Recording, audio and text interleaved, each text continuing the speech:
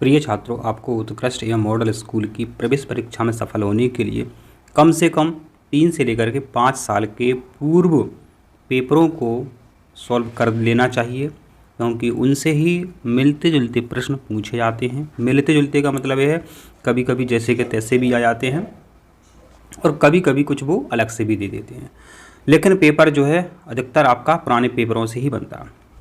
तो जिन छात्रों के पास पुराने पेपर नहीं हैं, उनके आंसर पता नहीं हैं और किताबों में आंसर गलत भी होते हैं, ये भी आप यहाँ पर बात मान लें अपने टीचर की।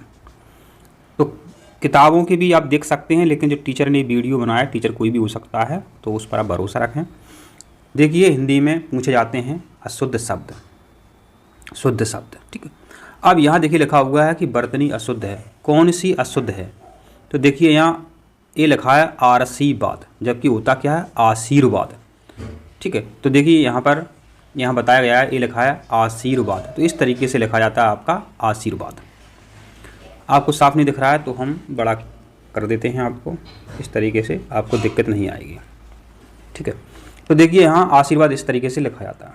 श्रृंगार भी लिखना सीख लो, यहाँ इस तरीके से रा लगा होता है, ठीक है। तो श्रृंगार लिखना भी सीख लो, सौहार्द लिखना भी सीख लो, ईर्ष्या लिखना भी सीख लो, परीक्षा लिखना भी सीख लो, उज्ज्वल लिखना भी सीख लो। हमने इतने बता दिए। अब पेपर होगा आपका 30 तारीख को, देख लेना, कुछ ना कुछ आपका मिल जाएगा इससे। ओमकारेश्वर किस नदी के तट पर है? तो ओमकारेश्वर नर्मदा नदी के तट पर है, ठीक है। तो जो आपका ओमकारेश्वर है कहाँ पर है? ये नर्मदा नदी के तट पर है। और वो स्थान या जिला कौन सा है जहाँ ओमकारेश्वर है? तो खंडवा जिला वो पड़ता है, खंडवा जिला पड़ता है। खंडवा जिले में ओमकारेश्वर नामक स्थान है नर्मदा नदी के तट पर। नव संवत्सर जो है आपका जिस महीने में आता है उसका क्या नाम है? तो नव संवत्सर चैत महीने में आता है। अभी आपने देखा होगा नई साल आई थी हिंदुओं की अपनी, ठीक है। तो चैत माह जो है उसमें नव संवत्सर माना अपन लोगों का, हिंदू धर्म के लोगों का नया साल लग जाता है। नंदन बंसी फूल उठी और छोटी सी कुटिया मेरी, तो सिर्फ आपको उत्तर निकालना है, सिर्फ इस शब्द से, सी से निकालना है उत्तर। जब कभी सी आपको देखने को मिले तो वहाँ अपन को आँख मीच करके बंद करके उपमा उत्तर लगा देना है, ठीक है। सी मिल जाए, सम मिल जाए, समान मिल जाए, वहाँ आपका उपमा अलंकार होता है। अनुप्रास अलंकार की पहचान क्या है? जब एक सा वर्ण आपको मिल जाए, शुरू में एक सा वर्ण मिल जाए, तो वहाँ अनुप्रास अलंकार है।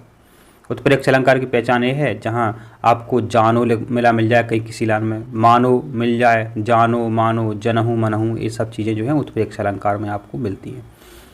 अरे भूकंप आ गया, यह आपका विस्मयादि सूचक शब्द है। अरे, आह तुम इतने होशियार हो, बाह उसने रिकॉर्ड बना दिया, 100 में से 100 नंबर है। अरे, आह, बाह, ऐसे शब्द आ जाते हैं तो वो आपके विस्मयादि प्रकार के होते हैं। कैसे होते हैं? विस्मयादि प्रकार के आपके वो वाक्य होते हैं। अब अगला प्रश्न अपन देखते हैं, क्या है आपका अगला प्रश्न? कौन सी जोड़ी मेल नहीं खाती है? तो देखिए, उचित का उल्टा अनुचित माने विलोम शब्द है, अपेक्षा का उपेक्षा ये भी विलोम शब्द है, विजय का उल्टा पराजय यह भी विलोम शब्द है, लालन पालन, लालन माने भी पालन होता है, पालन माने भी लालन होता है, तो ये विलोम शब्द नहीं होगा।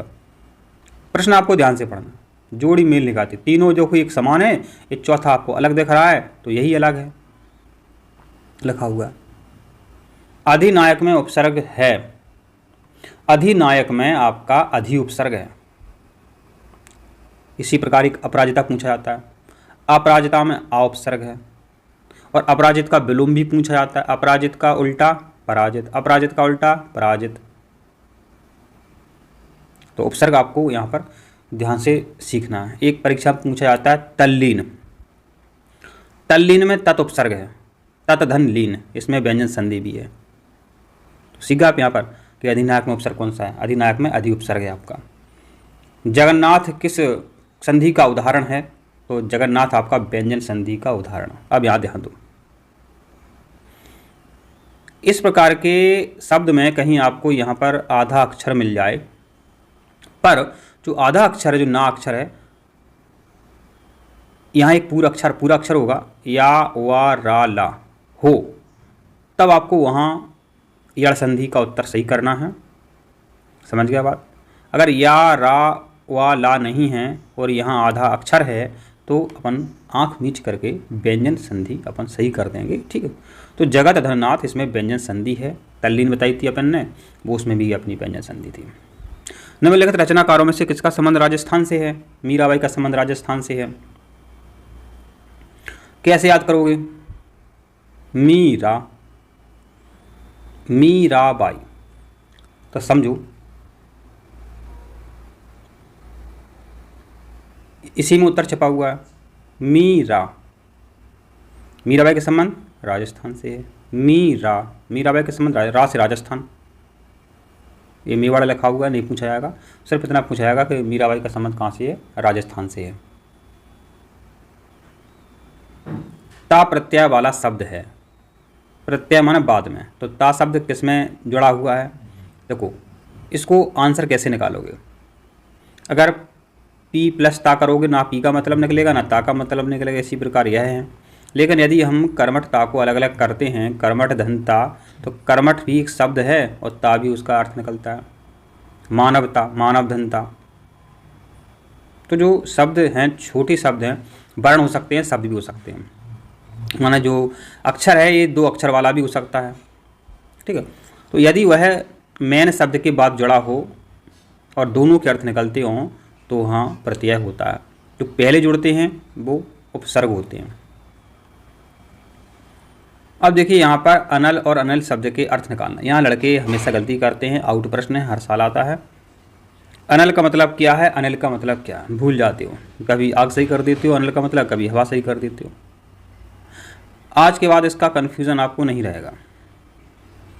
यदि आग लग जाती है तो आप कहाँ जाते हो? नल के पास जाते हो, क्योंकि पानी निकालते हो और पानी से पर आग बुझाते हो। ठीक है, तो इससे अपन को याद रहेगा कि अनल आग और अनिल हवा। अब आपका अगला प्रश्न है, वन का पर्यायवाची नहीं है। इंपॉर्टेंट है, हर साल आता है आपका कि वन का पर्यायवाची नहीं है। तो जम्बुक वन का पर्यायवाची नहीं है। जम्बुक माना होता है जामुन तथा गीदड़। देखो अरण्य माने वन होता है, कानन माने भी वन होता है, विपिन माने भी वन होता है, जंगल माने भी वन होता है। तो वन के पर्यायवाची पेपर में कई बार पूछे गए हैं, तो याद कर लो अरण्य, कानन, विपिन, ये कई बार आपके पूछे गए हैं। विहंग वृंद का आशय है। विहंग माने होते पक्षी और वृंद माने होता समूह।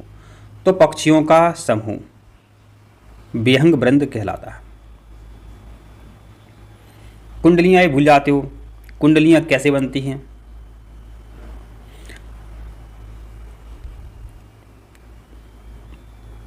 दोहा और रौला को मिला देते हैं तो कुंडलियाँ बनती हैं। याद कैसे रखोगे? याद कर लो दरक एक शब्द है, द रा और का, दरका। जो दालें खाते हो वो दरके ही बनती हैं, वो 2 भागों में टूट जाती हैं तब दाल बनती हैं। दलिया बनता है, दालों का दलिया बनता है।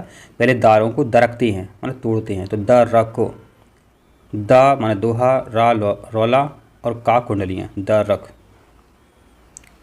महा अजय संसार रिपु जीती सकैसो वीर, यह पंक्ति किसकी है? तुलसीदास जी की है। अब इसमें कोई वो नहीं होता, ये तो आपको याद करना पड़ेगा। आपकी किताब में जितने कवि हैं उन्होंने क्या क्या पाठ की रचनाएं की हैं तो वो आप अपने हिसाब से देख लें। लेकिन कभी कभी सेम टू सेम पूछ लेते हैं। तो महा अजय संसार रिपु किसने कहा था?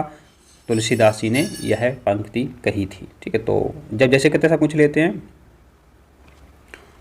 यह आपके इंग्लिश के प्रश्न हैं जिन्हें आप देख सकते हैं।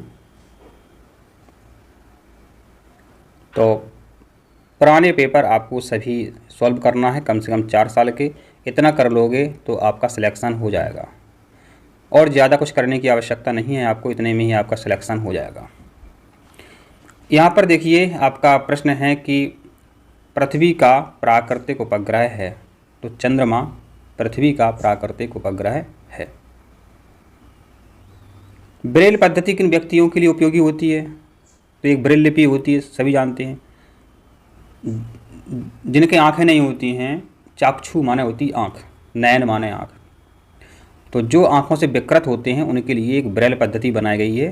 पेज में कुछ अक्षर उभारे जाते हैं, उन पर हाथ फेर करके वो छात्र बहुत अच्छे से अपन से जल्दी तीव्र गति से पढ़ सकता है, कोई भी पाठ हो। तो ब्रेल पद्धति किन के लिए बनाई गई है? जिनके चक्षु खराब हों, जिनकी आँखें खराब होने के लिए बनाई गई है। हमारे सौरमंडल का सबसे बड़ा ग्रह कौन सा है? बृहस्पति सौरमंडल का सबसे बड़ा ग्रह है, बुध सबसे छोटा ग्रह है। तो ये आपको यहाँ पर पता चल गया है। अब हम अगले प्रश्न की ओर आपको ले चलते हैं। अगला प्रश्न आपसे क्या पूछा है? सूर्य का प्रकाश कितने रंगों से मिलकर बना होता है? सूर्य का प्रकाश 7 रंगों से मिलकर बना होता है। 7 रंग कौन कौन से होते हैं? वो ट्रिक्स अच्छी है। बैजानी हपी नाला, बैजानी हपी नाला, एक याद कर लो, बैजानी हपी नाला। यहाँ पर ध्यान दें, जो शुरू का रंग है इसकी तरंग दैर्घ्य कम होती है, जो लास्ट का है लाल रंग इसकी तरंग दैर्घ्य ज़्यादा होती है। ये भी परीक्षा में प्रश्न बनता है। सूर्य के प्रकाश में 7 रंग होते हैं, इसका पता कैसे लगाया? वर्ण विक्षेपण से लगाया। कक्षा 8 में आपका पाठ है वर्ण विक्षेपण किसे कहते हैं। किसी भी प्रकाश का, श्वेत प्रकाश का 7 रंगों में बट जाना वर्ण विक्षेपण कहलाता है। वो 7 रंग आपके इस प्रकार हैं। इन रंगों को हम वर्णक्रम भी कहते हैं। वर्णक्रम, वर्णों का क्रम क्या है? ये है आपका वर्णों का क्रम। कौन सा ग्रह भोर का तारा नाम से जाना जाता है? भोर का तारा माने आप सुबह जगो, माने भोर हो गई तो आपको अंतरिक्ष में एक चमकता हुआ तारा दिखाई देगा, वो है शुक्र ग्रह। तो शुक्र ग्रह को भोर का तारा भी कहते हैं। यह शाम को भी चमकता है तो शाम का तारा भी कहते हैं। शाम को साय भी कहते हैं, साय का तारा भी कहते हैं। शाम को संजा भी कहते हैं तो संजा का तारा भी कहते हैं, सांझ का तारा भी कहते हैं। और शुक्र ग्रह जो है इसको पृथ्वी की बहन भी कहते हैं। शुक्र ग्रह को कितने नामों से जाना जाता है आपने पता कर लिया, भोर का तारा। कौन सा गुण धातुओं में नहीं पाया जाता है? धातुओं का मतलब है सोना, तांबा, चांदी। उत्तर देखो, ये लिखा है यहाँ पर भंगुरता, माना धातुओं को पीटते हो क्या ये छार छार टुकड़े टुकड़े में टूट जाती हैं? नहीं टूटती हैं। भंगुरता माने टूटना, नहीं टूटती हैं। और ये कह रहे हैं कि धातु में होती है भंगुरता, भाई सब नहीं होती है। इसको प्रश्न को कई बार वो घुमाते हैं। धातु में होता है, धातुओं में गुण होता है, चमक, चमकदार होती हैं। धातुओं में तन्यता पाई जाती है, इसका मतलब तार बना सकते हैं। चालकता होती है, मतलब इनमें करंट प्रवाहित होता है। सुचालक होती हैं। तारों की दूरियों को मापा जा सकता है प्रकाश वर्ष में। जो बड़ी बड़ी दूरियां होती हैं तो उनको प्रकाश वर्ष में मापते हैं। प्रकाश वर्ष से भी बड़ी इकाई है आपकी पारसेक, तो ध्यान रखें। या तो प्रकाश वर्ष लिखा रहेगा पेपर में या फिर वो पारसेक लिख करके देंगे, दोनों में से एक देंगे, दोनों ही चीज़ें वो आपको नहीं देंगे। सूर्य की असीमित ऊर्जा का स्रोत क्या है? सूर्य में ऊर्जा उत्पन्न हो रही है, किस कारण से हो रही है? संलयन के कारण, माने हाइड्रोजन के नाभिक जो है आपस में संलयित हो रहे हैं, माने जुड़ रहे हैं और ऊर्जा बन रही है। तो हाइड्रोजन के नाभिक का संलयन हो रहा है और ऊर्जा बन रही है, इसको नाभिकीय संलयन कहते हैं। तो सूर्य की असीमित ऊर्जा का स्रोत है। इससे एक प्रश्न और आता है बस कि हाइड्रोजन बम बनाए जाते हैं नाभिकीय संलयन से। किस धातु का उपयोग खाद्य सामग्री को लपेटने में करते हैं? तो एल्यूमिनियम का। आप कभी बाजार गए होंगे, आपने कोई खाना पैक कराया होगा, डोसा, इडली, समोसा, कोई भी पैक कराया होगा, तो बड़ी बड़ी जो दुकानें हैं वो एक चमकती हुई पन्नी में आपका खाना पैक कर देते हैं। वो पन्नी जो है आपकी एल्यूमिनियम की होती है।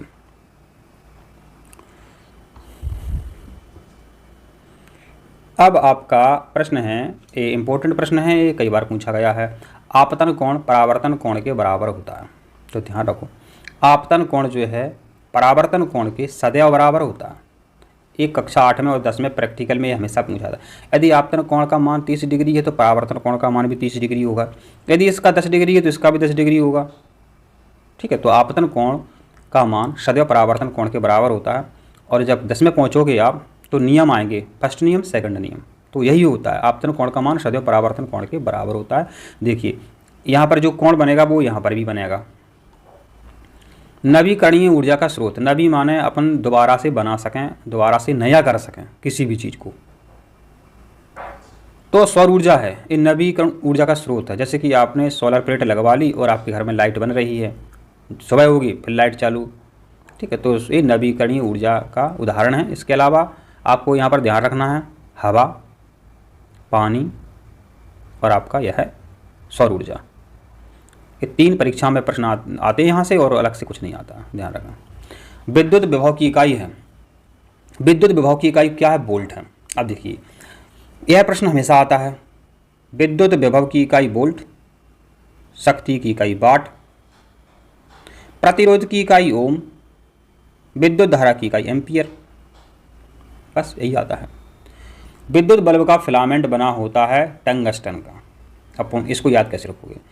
बल्ब होते हैं, क्या करते हो, इनको बल्बों को आप टांगते हो, बल्बों को टांगते हो टंगस्टन, टांगते हो टंगस्टन, तो विद्युत बल्ब का जो फिलामेंट है वो टंगस्टन का बना होता है आपका। और ये प्रश्न एक तरीके से और आता, विद्युत तो हीटर का फिलामेंट बना होता है, हीटर का फिलामेंट नाइक्रोम का। अगर हीटर लिखा होता है तो उत्तर नाइक्रोम है, बल्ब लिखा है तो टांग दो। स्वतंत्रता पूर्वक लटकाने पर चुंबक किस दिशा में ठहरती है? तो उत्तर दक्षिण दिशा में ठहरती है। इसका प्रैक्टिकल आप कर सकते हैं। तो ये प्रश्न भी इम्पोर्टेंट था ये, और आपका कई बार ये पेपर में आता है।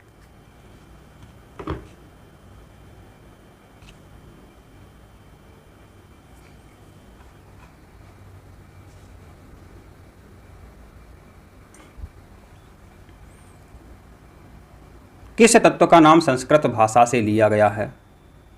तो तांबा। तांबा जो शब्द है संस्कृत भाषा से लिया गया, संस्कृत भाषा से लिया गया तांबा। और आपको पता है जो शब्द संस्कृत भाषा से लिए जाते हैं उन्हें तत्सम शब्द कहते हैं। जो शब्द संस्कृत भाषा से लिए जाते हैं उन्हें तत्सम शब्द कहते हैं। ठीक है, तो तांबा संस्कृत भाषा से लिया गया शब्द है।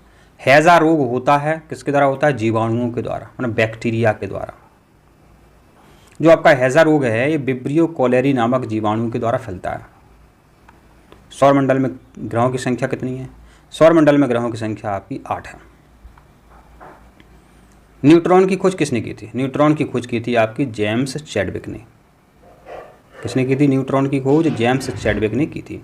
और न्यूट्रॉन पर कोई आवेश नहीं होता है, ये पूछते हैं, तो खोज किसने की थी? ऐसे इसको याद कैसे रखोगे? नाच, नाच सुना है, नचना, ना न्यूट्रॉन और चा चैडविक। ठीक है, तो न्यूट्रॉन की खोज किसने की थी? चैडविक ने की थी। न्यूट्रॉन की खोज किसने की थी? चैडविक ने की थी। कोशिका का ऊर्जा घर होता है माइटोकॉन्ड्रिया। जिस प्रकार जैसे अपने घर की माई होती हैं वो भी ऊर्जा का ही घर है, खाना वाना बनाती हैं। इसी का कोशिका की जो माई होती है मम्मी होती है माइटोकॉन्ड्रिया। कोशिका को ऊर्जा मिलती है माइटोकॉन्ड्रिया से। माइटोकॉन्ड्रिया में होता क्या है? भोजन का ऑक्सीशोषण होता है और ऊर्जा एटीपी के रूप में इकट्ठी कर ली जाती है। इसलिए एटीपी को कोशिका का रुपया पैसा मुद्रा भी कहते हैं। किस खेल को मध्य प्रदेश का राजकीय खेल कहा जाता है? तो मलखंभ को मध्य प्रदेश का राजकीय खेल कहा जाता है। ठीक है, तो ये किसका खेल है? किसी ने कहा उत्तर प्रदेश के लड़के ने किसका खेल है, उसको नहीं है पता, तो उसने बोला 13 मलखंभ, माना 13 मलखंभ, माना 2013 में इसको राजकीय खेल घोषित किया गया था मलखंभ को। और इसमें प्रभास जोशी पुरस्कार मिलता है मलखंभ में।